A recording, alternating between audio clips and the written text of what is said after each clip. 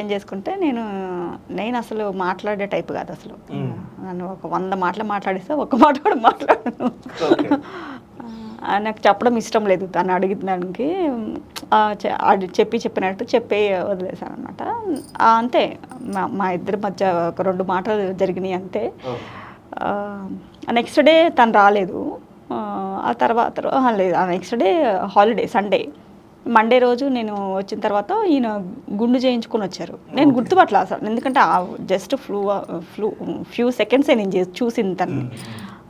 Hi అండి అని అంటే నేను చూసి ఎవరా అని చెప్పి నేను అంటే గుండెలో ఉన్నాను అర్థమైపోయింది తనకి. షాకింగ్. నేను ఓహో అని నవ్వేసి గుర్తుపట్టానండి ఇప్పుడు అని చెప్పేసి. ఆ రోజు కూడా మాట్లాడారు ఇట్లానే. నేను అనుకోకుండా యాదగిరిగుట్ట వెళ్ళి మొక్కు తీర్చుకొని వచ్చాను అని చెప్పేసి అన్నారు అంతే. ఆ 2 డేస్ మేము ఇద్దరు మాట్లాడుకుందాం.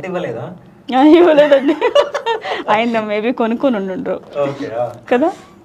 కొనుక్కోవడం కాదు, యాక్చువల్గా నాకు ఈమె నాకు టేస్టే కాదు అసలు. ఈమె లడ్డు ఎందుకు ఇవ్వాలి నేను?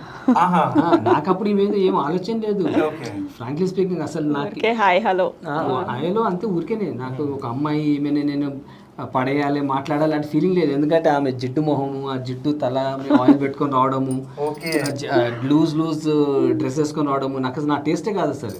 అడ్వర్టైజింగ్ ఫీల్డ్ లో ఉండి నా టేస్ట్ ఏంటంటే జీన్స్ వేసుకున్న అమ్మాయి,